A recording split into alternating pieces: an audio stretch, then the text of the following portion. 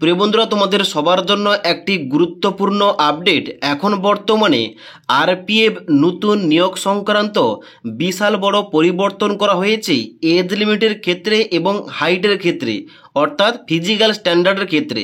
তার জন্য আজকের এই ভিডিওটির মাধ্যমে তোমাদের এ টু জেড বলে দিচ্ছি এই নতুন নিয়ম অনুযায়ী আরপিএফ এর নিয়োগের ক্ষেত্রে কি কি পরিবর্তন হতে চলেছে এবং এখানে তোমরা কারা কারা আবেদন করতে পারবে। ওকে, তো এই সম্বন্ধেও কিন্তু এখানে একটা নোটিফিকেশান প্রকাশ করা হয়েছে, গ্যাজেট নোটিফিকেশান।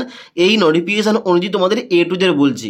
তো এই নোটিফিকেশানটা এখানে কিন্তু তোমাদের প্রথমেই হিন্দিতে দেওয়া রয়েছে এবং তার নিচের দিকে তোমরা স্ক্রল করে এলে এখানে কিন্তু তোমাদের সম্পূর্ণ তোমাদের ইংলিশে দেওয়া রয়েছে।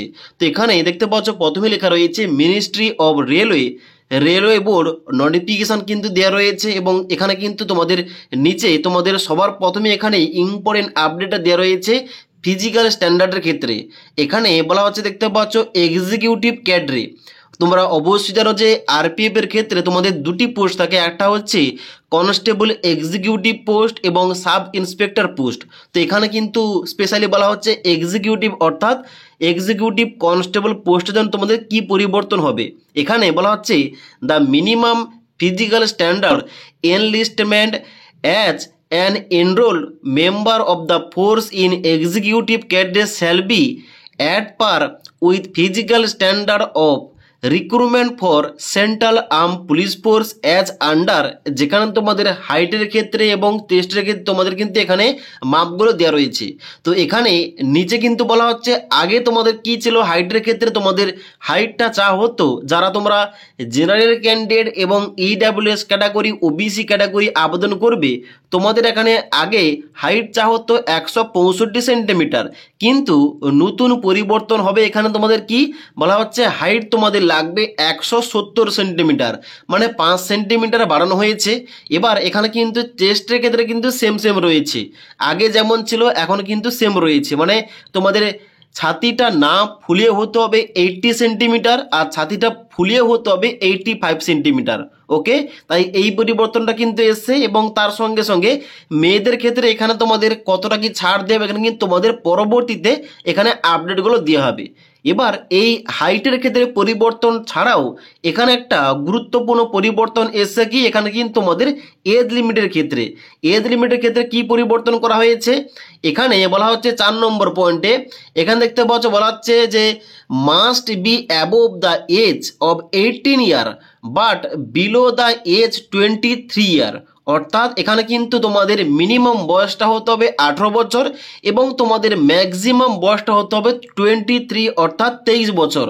আগে কি ছিল, আগে ছিল কনস্টেবল পোস্টের জন্য কিন্তু তোমাদের এজ লিমিটটা 18 থেকে 25 বছর, কিন্তু এখন বর্তমানে ওই এজ লিমিটটা কমিয়ে করা হয়েছে 18 থেকে 23 বছর।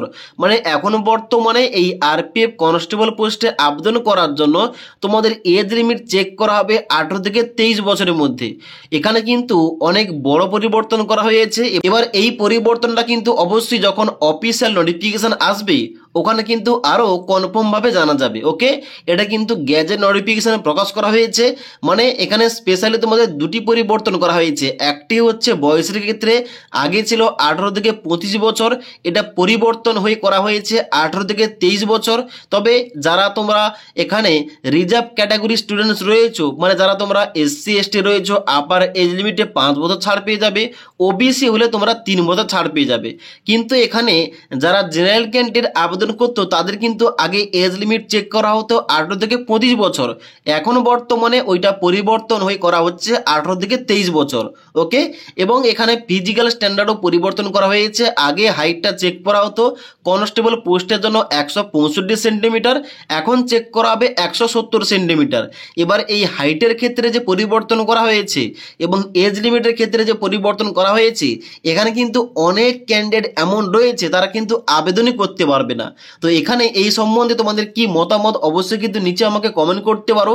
তাছাড়া এখানে তোমাদের অফিসিয়াল যখন ফুল নোটিফিকেশন আসবে ওখানে কি পরিবর্তন হয়েছে কিংবা এই সংক্রান্ত কোনো কিছু আর আপডেট প্রকাশ হলে অবশ্যই কিন্তু তোমাদের ভিডিওর মাধ্যমে জানিয়ে দেবো। তাই পরবর্তী ভিডিওগুলোর টাইম টু টাইম আপডেট পাওয়ার জন্য আমাদের চ্যানেলটি সাবস্ক্রাইব করে পাশ থাকা বেল আইকন প্রেস করে অল নোটিফিকেশনটা অন করে রাখবে।